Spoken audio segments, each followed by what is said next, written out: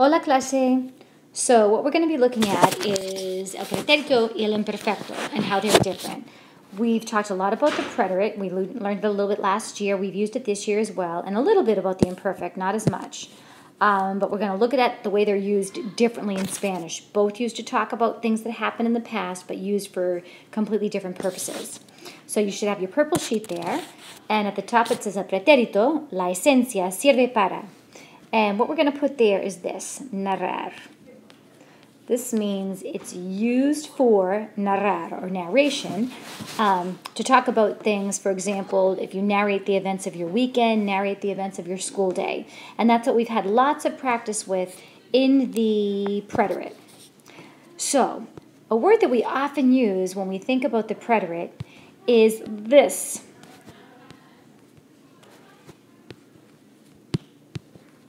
Boom. When something happens in the preterite, it happens and it's done, all set. So we often think of it as a boom. Now you might not think that all the activities you do in the course of your school day should be treated with a boom, but this is the way we think about them in the preterite. If you think of a timeline, right, time's always moving forward, and every event, whether it's big or small, that happens throughout your day that you do is at a different point in time. This is what we use the preterite for. Say I woke up, I got out of bed, I ate my breakfast, I brushed my teeth, I got dressed, I went to school, I went to my locker. So those are all events that happened at a different point in time, and they would all be described using the preterite. So we end up saying sentences like, ayer yo fui a la casa de Ana y yo comimos en panera. Luego, ella hizo su tarea y yo limpié mi cuarto. I want you to pause this video now, guys, and I want you to fill in numbers 4, 5, and 6 with 3 sentences in the preterite about what you did yesterday, anything that makes sense about you or your family. 3 sentences in the preterite, please.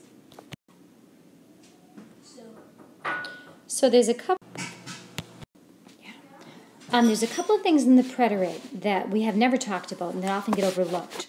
So these are 2 other possibilities of using the preterite, and they are reactions, to say how you felt about something, and also becoming or getting a feeling. So we can say things like, me gustó mucho la película Mockingjay. I liked the movie a lot. That's your reaction to the movie. Becoming or getting a feeling. The moment that you become angry, become sad, get sad, we also put in the preterite. So we end up saying things like me puse. This is an irregular preterite verb. Me puse enfadada means I got mad. So those are just 2 special situations where the preterite will come up as well. Alrighty, so that brings us to el imperfecto. You might remember on that verb chart organizer that you have on Google Drive, los tiempos verbales, that you have 1 or 2 slides with the imperfect forms that we'll start to practice a whole lot more in class. La esencia clase del imperfecto es que se usa para describir. That's its big job, is just describe again in the past. Remember, we're only talking about things that we do in the past in Spanish. So we think of the imperfecto as kind of having lots of moving parts that don't really stop. The preterite froze us in time, certain moment in time, then we move to a different moment in time. The imperfect can be thought of as a little bit more vague and flowy, if you will, and we use it to do things like this. Say how old you were. If you say in 2010, I was 11 years old, you would use the imperfect. If you want to say a time in the past, for example, it was 6 o'clock at night when Bob called. If you want to say last summer, it was really hot when we were at the beach. We used the imperfect to talk about feelings in the past. I felt really sad every time my dad had to travel, for example. Now remember with this one, the big exception is one I just talked about in the preterite. When you become the feeling, I got angry, I got sad, I got happy, I became excited, that would be in the preterite. But in general, feelings will be used in the imperfect.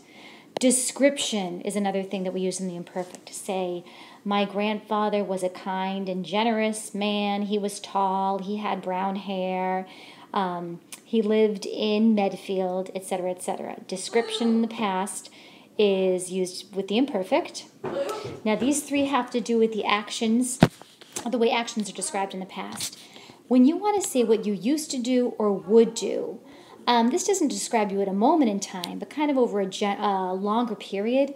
Those are things we use in the imperfect to say, when I was little, we would go to the park every Sunday after breakfast. Or we used to go to the park. Both of these words can indicate that same type of idea, would and used to. We use it to say what you were doing at a moment in time, the ing. So if I say, what were you doing at 9 o'clock last night? You could say, I was watching TV with my mom. So whenever you hear ing, I was watching, that's going to be a clue for us that we're talking in the imperfect.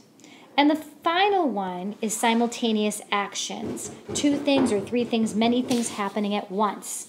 So again, I could go back to this. What were you doing at 9 o'clock last night? You could say, I was watching TV. My mother was finishing up in the kitchen.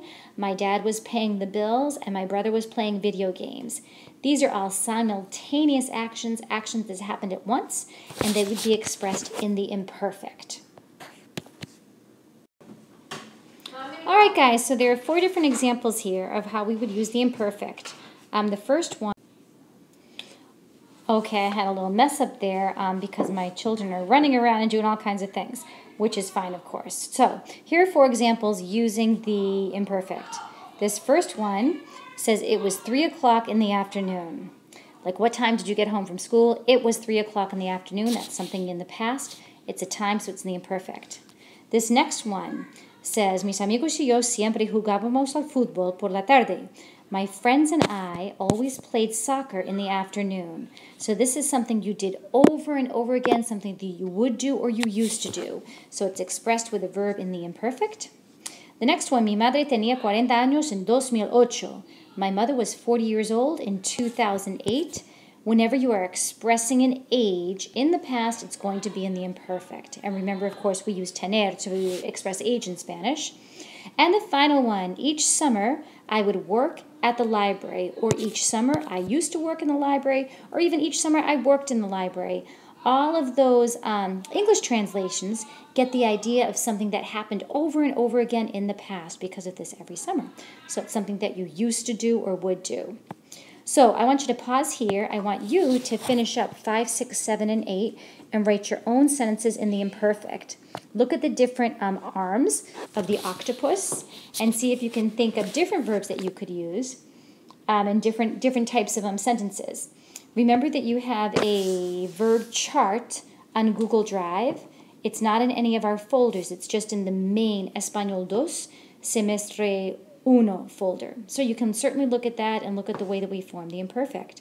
And I am going to end it there, guys. So I'd like you to have filled out all these examples and to have filled out your octopus and the notes on the boom side as well. And I hope you have a wonderful weekend. Adios, hasta lunes.